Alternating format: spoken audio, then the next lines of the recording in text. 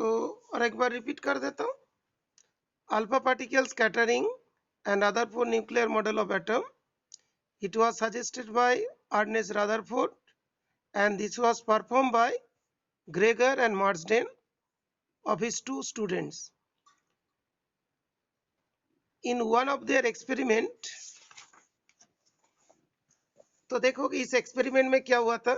एक एक्सपेरिमेंट में एक क्या लिया था, ब्रिक्स. एक किसका बना है, लेड ब्रिक्स. ये लेड है पीबी. और कौन आ रहे थे, अल्फा पार्टिकल. अल्फा पार्टिकल क्या होता है, He2+. ओके, तो यहां से इसके देखोगे एक वर्ड लिखा है कि collimated. Radioactive source was collimated into narrow beam. Collimated was made into, that is जो है पैरेलल लाइंस टाइप का आएगा. ओके, एक ही स्ट्रेट लाइन में जाएंगे. जैसे मान लो कोई सोर्स है, इसमें से एक छोटा सा होगा तो क्या होगा, एक नैरो बीम बनेगा. नैरो, जो भी चीज आ रहा है सारे इसी के थ्रू पास करते जाएंगे. उसको क्या बोलते हैं, कॉलीमेटेड. ओके, ऐसा अरेंजमेंट है, जो भी पार्टिकल आएगा वो एक जगह से निकालते हुए चला जाएगा. उसको क्या बोलते हैं, collimated. Is it clear, collimated word clear. अच्छा ठीक है. Into a narrow beam by their passage through a lead bricks. The beam was allowed to fall on a thin foil of gold. Thickness थोड़ा ध्यान रखिएगा, 2.1 into 10⁻⁻7 meter. The scattered alpha particles are observed through a rotatable detector. Rotatable detector, rotatable, इसको rotate कर सकते हो. तो इसमें देखो इधर पे हो गया, तो ये जो सीधे लाइन जा रहा है इसका मेन लाइन, अल्फा पार्टिकल आ रहा है इस टाइप के मेन लाइन. इससे कोई इधर आ जाएगा, इधर से आ सकता है. ओके, बार बार ये जाके यहाँ पे स्ट्राइक करते जाएंगे. तो देखो इसमें और एक डायग्राम है. ये वाला जो सीधे वाला जो लाइन है इसके साथ जो एंगल करेंगे इसको बोलते हैं स्कैटरिंग एंगल. ओके, तो अभी इसे क्या बोलते हैं, स्कैटर एंगल, लार्ज स्कैटर. तो ये जो आएगा स्मॉल, सीधे गया तो 0, फिर इधर चला गया, वापस आ गया, इधर से इधर गया, तो कितना एंगल होगा, 180 डिग्री. तो एंगल 0 to 180 के बीच में ही होगा. Smallest angle that is 0 and largest angle is 180.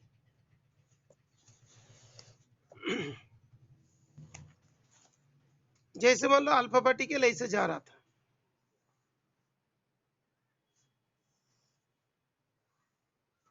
ये वाला कितना एंगल हो रहा है, 0 डिग्री एंगल हो रहा है.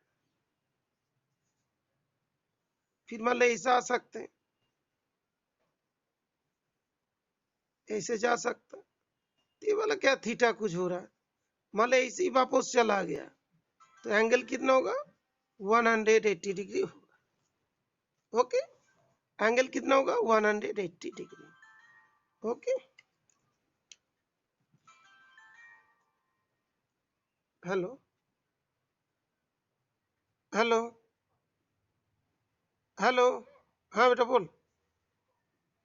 हाँ बोल. हाँ, जो सुबह पढ़ा था वही पढ़ा रहा हूँ. ठीक है, नहीं नहीं नहीं, जो सुबह पढ़ाया था उसी को रिपीट कर रहा हूँ. जो जो ज्वाइन नहीं किया था उन लोग को पढ़ा दे रहा हूँ. ठीक है,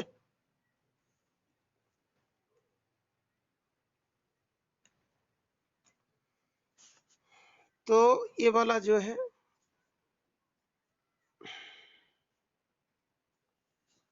ये जो है, तो ये वाला मान लो कोई इधर आ जाते, जैसे कोई पार्टिकल इधर जा रहा था फिर ऐसे ही वापस आ गया, तो कितना एंगल हुआ, 180 डिग्री हुआ. जो थीटा इक्वल टू, जिसको पाई बोलेंगे, pi means 180 degree. Is it clear to you. तो थीटा का वैल्यू कितना होता है, 0 डिग्री टू 180 डिग्री. ओके, तो अभी ये जो तुम्हारा दिया देखोगे, जिसमें बच्चे का डाउट था, the scatter alpha particle observe through a rotatable detector consisting of zinc sulphide screen and a microscope. तो एक जो इसका जो मटेरियल है ये जिंक सल्फाइड का बना है। आई बताएंगे जिंक सल्फाइड का क्या है, और एक क्या होता है माइक्रोस्कोप इसमें लगा होता है, ये वाला माइक्रोस्कोप। ये तो जैसे ही इसको मूव करेगा और ये इसको माइक्रोस्कोप के थ्रू चेक कर पाएंगे, इसका रोटेशन चलते जाएंगे और इसको माइक्रोस्कोप के थ्रू चेक कर पाएंगे। ठीक है, व्यूड थ्रू माइक्रोस्कोप। ओके, तो यहाँ पे देखो दिया है the scattered alpha particle on striking the screen produce brief light flashes, कि लाइट एमिट होने लगेगा। जैसे किया ना जिंक सल्फाइड जैसे फॉस्फोरेसेंट टाइप का होती है, जैसे मान लो उसमें चार्ज पार्टिकल जाएगा उसमें से लाइट एमिट होने लगेगा। वो जो लाइट एमिट होने का जो प्रोसेस है उसको बोलते हैं फ्लैशेस और स्किंटिलेशंस। जो लाइट के चिंगारी जो आएगी उसको क्या बोलते हैं, स्किंटिलेशंस कहते हैं। These flashes may be viewed through a microscope and the distribution of number of scattered particles may be studied as a function of scattering। कितनी पार्टिकल, ये क्या बोल रहा है, the flashes may be viewed through a microscope and the distribution of number of particles, कितनी number of particle जाएगा, किधर जाएगा, कितने एंगल में जाएगा। मतलब क्या होता है, देखो सीधे सीधे तो बहुत चला जाएगा 180 डिग्री में, वेरी लेस 1 और 2 इस साइड में आएगा, बाकी सब इधर ही जाएंगे। अब उसको दिखाने के लिए तुम लोग को देखो यहाँ पे दिखाई दे रहे हैं, पक्का से देखोगे ये क्या स्कैटरिंग एंगल इन डिग्री, ध्यान रखना जब भी आएगा इसमें डिग्री लिखना है। और यहाँ पे देखो इसका जो ओरिजिन 0 है और इसका भी ओरिजिन में 10 है, ये वाला 10 है इस लाइन का, वाई एक्सिस का यहाँ पे 10 है और एक्स एक्सिस का यहाँ पे 0 है। तो 10 से शुरू हो रहा है, इस तरह 10, 100, 1000 ऐसे से चल रहा है। तो देखो 0 to 5 के बीच में और 10 के बीच में कितने पार्टिकल जा रहा है, 10 to the power 7 के बराबर। उसका 20 डिग्री एंगल हुआ तो कितना जा रहा है, 10 to the power 4 और 5 के बीच में कुछ जा रहा है। 100 हुआ तो 100 डिग्री एंगल में 10 to the power 3, ये 2 बहुत कम हो गया। जब 180 के तरफ जा रहा है तो वेरी वेरी लेस पार्टिकल 2-3 180 के और 160 के बीच में एंगल होगा तो कुछ पार्टिकल्स वापस आने लगेगा, इसी तरफ भी चला जाएगा डेविएट होकर। इसके और एक डायग्राम इधर बना हुआ है, मोस्टली ऐसे ही चला जाएगा, 1-2 ऐसे ऐसा करके निकलेगा। This is clear. स्कैटरिंग में तुम लोग के डाउट्स थे, निकिता के था, कोयना के भी स्कैटरिंग में डाउट था, आई पता चला। एक वर्ड यूज होती है, ये जो स्कैटरिंग का जो पाथ है, किसी का स्ट्रेट लाइन, किसी का कर्व, किसी का पैराबोला, किसी का सीधे सीधे वापस, ये जो path of the scattered particle है ना, उसके पाथ को, जिस रास्ता में वो जाता है, जो उसका पाथ होता है, जिस पाथ में वो मूव करता है, उसको क्या कहते हैं, ट्रैजेक्टरी कहते हैं। उसको क्या कहते हैं, trajectory. Path of the particles is called trajectory. Trajectory कुछ भी हो सकते हैं, straight line, curve line, parabola, hyperbola, ellipse, कैसे भी हो सकते हैं। ठीक है बेटा, तो यहाँ पे इस तरीका से इसका मूवमेंट होगी, ये बात हुई। नेक्स्ट पॉइंट में हम लोग देखते हैं, दैट मीन्स इसमें ध्यान रखोगे number of particles.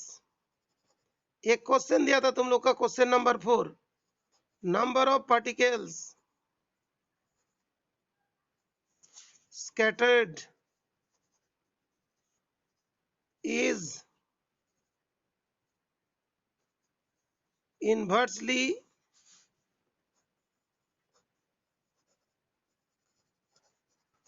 proportional to theta। थीटा क्या है, scattering angle as shown in figure, इस वाले फिगर, कौन सी figure, 12.3। Is it clear Nikita? कल तुम्हारा डाउट था इसमें, शायद फोन में पूछे थे, मैं ठीक से नहीं बोला था बिकॉज वो डायग्राम नहीं थे। Okay, is it clear Nikita and कोई ना? यही वाला डाउट पूछे थे। Is it clear? हाँ और ना बोल देना। हाँ बस इस तरीका से बोलो, लिखने में टाइम ज्यादा लगता है, बोलो जल्दी जल्दी हो जाएंगे। यस बोल दो, बस हो गया काम खत्म। डॉली समझ में आया बेटा? डॉली, साक्षी समझ में आ गया?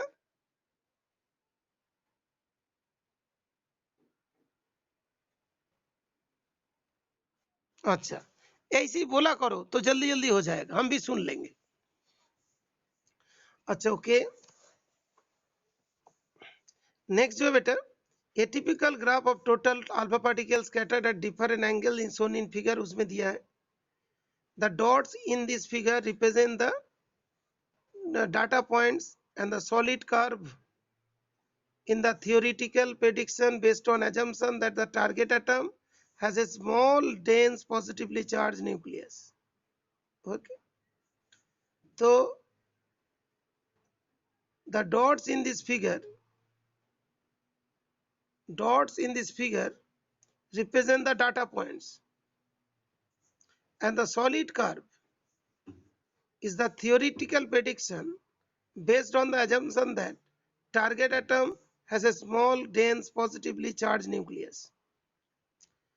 तो ये जो है ना,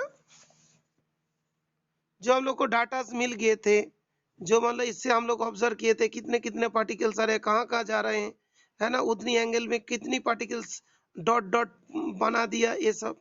तो इसीलिए यहाँ पे सॉलिड पॉइंट्स दे दिया जो इतना। तो इसका अंदर तो बहुत होगा था ना सॉलिड पॉइंट्स, ये वाली। तो सॉलिड पॉइंट्स में कितना बहुत सारे होंगे, 10⁶ मतलब अराउंड हो जाएंगे पार्टिकल्स। तो सॉलिड डॉट दे दिया। डॉट क्या होता है? Data points. ये देखो, solid dots in this figure represent the data points. Data कैसे ऑब्जर्व हुआ? जो माइक्रोस्कोप मतलब इसको चेक करेगा, ये घूमेगा ना, तो पता चल जाएंगे कितने इसमें डॉट्स थे, कितने इस एंगल में कितने पार्टिकल आए थे। Is it clear? हाँ और ना बोलो।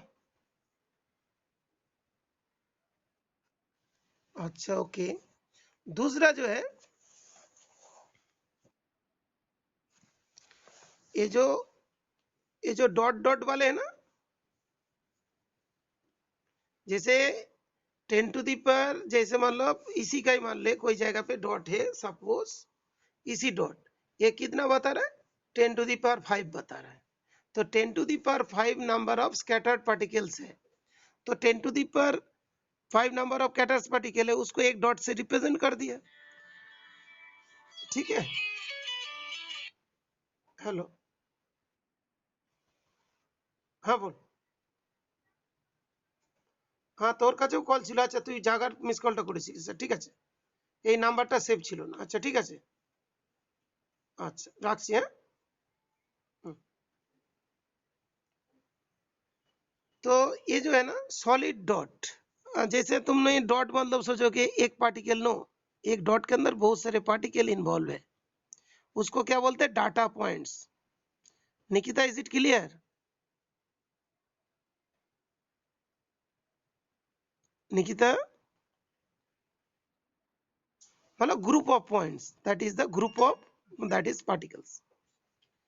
और इसमें देखो एक जो लाइंस दिया है ना, एक कर्व लाइन, उसको कैसे बता रहा है देखो,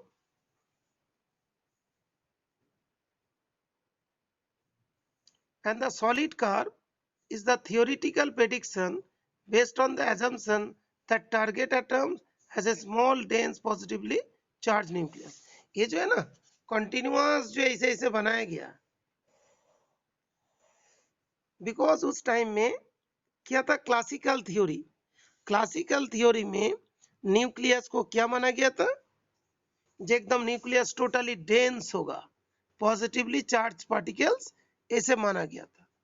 small dense positively charge nucleus, ऐसा नहीं होता तो बीच बीच में गैप गैप देना पड़ता, तो इसीलिए एकदम सॉलिड कर्व लाइंस बना दिया।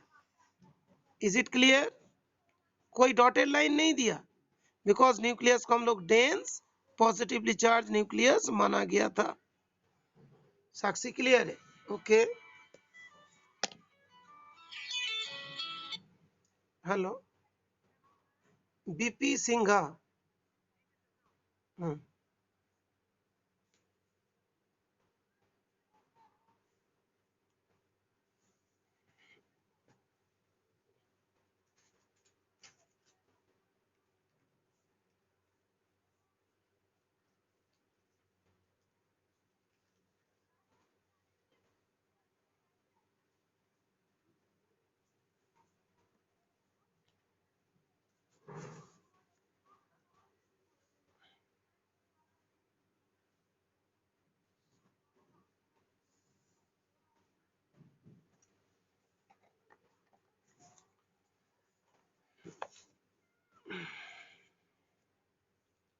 अच्छा ओके, जो चीज हमने बता रहा था कार्ब के बारे में, ठीक है, तो यहाँ तक हो गया इसके बारे में जो carb and all. That is जो देखो यहाँ पे जो दिया charge particles, many of the alpha particles pass through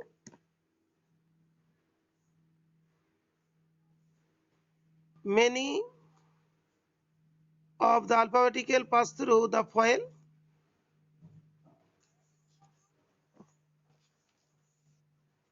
It means that they do not suffer any collisions. जब अल्फा पास थ्रू हो गया तो जरूर कोलिजन नहीं हुआ, बिकॉज बहुत सारे खाली जगह थे। Only about 0.14% of the incident alpha particles scatter more than 1 degree. तो इसके मतलब क्या, मोस्ट ऑफ दी 1 और 0 के बीच में चला जाता है। Only 0.14% alpha particles scatter more than 1 degree. About 1 in 8,000 deflect by more than 90 degree. 800 particle, 8000 particle आया, उसमें से एक पार्टिकल मोर देन 90 में डिफ्लेक्ट होगा। ओके, तो देखो बेटा, मान लो कि 0.14% मतलब क्या हुआ, 100 पार्टिकल मतलब गया, 100 पार्टिकल मतलब आ रहा था, उसमें से 14 पार्टिकल, 0.4% मतलब क्या, 40.4 अपॉन 100, ओके 0.4। तो इसमें मतलब क्या हमने इतना ले लिया, 10,000 पार्टिकल ले लिया, 10,000 पार्टिकल ले लिया, 10,000 से इंटू कर दे, 10,000 पार्टिकल, तो ये तो हमारा 2 काट गई, तो 14 पार्टिकल्स, 10,000 में से 14 पार्टिकल्स, ये जो था ना, ये तो 0 डिग्री वाला था, 0 और 1 के बीच में, ये मान लो 1 डिग्री है, 0 और 1 डिग्री के बीच में कितना चला गया, 10,000 माइनस 14, 10 10,000 996 पार्टिकल ऐसे चला गया, इस एंगल में चला गया, इधर इधर, और इससे ज्यादा एंगल में ओनली कितना है, सिर्फ 14 पार्टिकल गया है। Nikita is it clear? ये भी तुम लोग का डाउट था। निकिता क्लियर हुआ? ये जो इसका सीधे वाला जो है 0 की, तो जो 10,000 पार्टिकल तूने पास कराएगा, उसमें से सिर्फ 14 पार्टिकल के डिफ्लेक्शन 1 डिग्री से ऊपर होगी, बाकी सब 0 और 1 के बीच में हो जाएगी। Is it clear?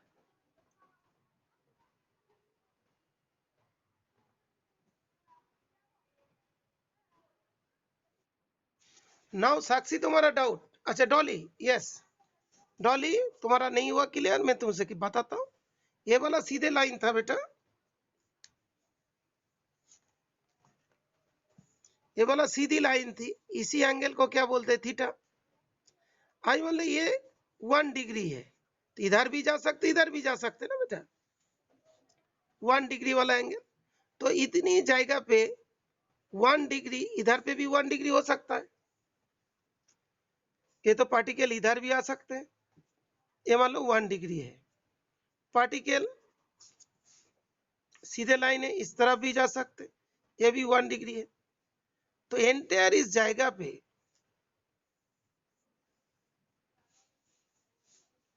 कितनी पार्टिकल जा रहा है? 10,996 और बाकी जगह पे कितनी पार्टिकल जा रहा है? सिर्फ 14 पार्टिकल्स।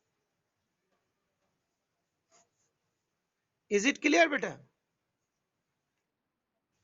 ये मतलब जो ग्रेटर देन 1 डिग्री में बहुत कम। अभी देखो, एक हो गया 90 डिग्री वाला केस और एक केस ले लेते 90 डिग्री। 90 डिग्री, ये वाला क्या 90 डिग्री हुआ, ये वाला 90, तो इधर आने वाला पार्टिकल, मान लो तुमने 8000 पार्टिकल सेंड किया, 8000 में से सिर्फ एक पार्टिकल इधर आएगा। 8000 पार्टिकल में से एक पार्टिकल आएगा, कौन सा? मोर देन 90 डिग्री में, इस तरफ, बाकी सब इस तरफ, इसमें वो भी सबसे ज्यादा। बात क्लियर बेटा? ओके। दूसरा देखो,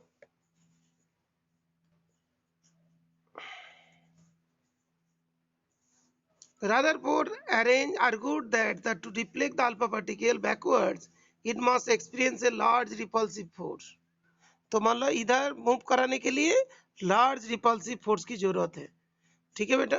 this force could be provided by greater part of the mass of the atom and its positive charge was concentrated tightly as its center.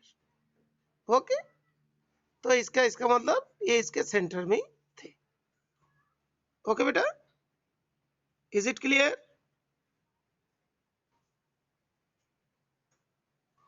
Is it clear?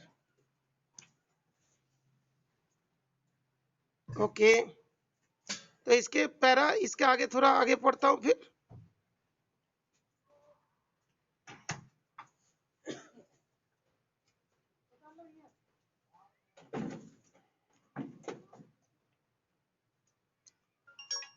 तो then the incoming alpha particle could get very close to the positive charge without penetrating it. Then the incoming alpha particle could get very close to the positive charge without penetrating in, and in such case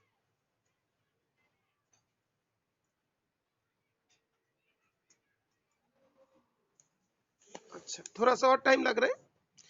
The incoming alpha particle could get very close to the positive charge without penetrating in, and such a close encounter could result in a large deflection.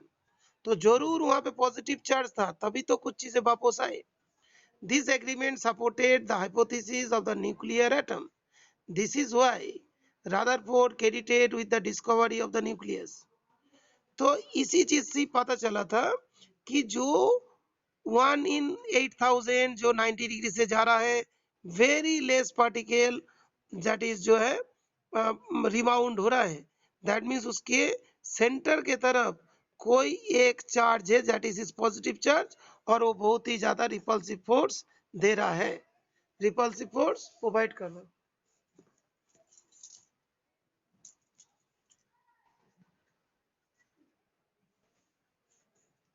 तो यहां तक आ गया बेटा समझ में? With the discovery of nucleus, ठीक है, यहां तक क्लियर?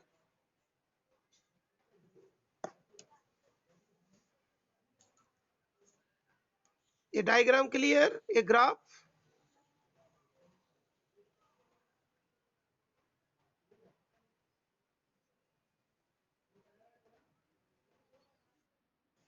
ओके बेटा, ये डायग्राम पूरा क्लियर? ओके ओके गुड, ठीक है, फिर नेक्स्ट हम फिर बताते, बाकी पार्ट बता।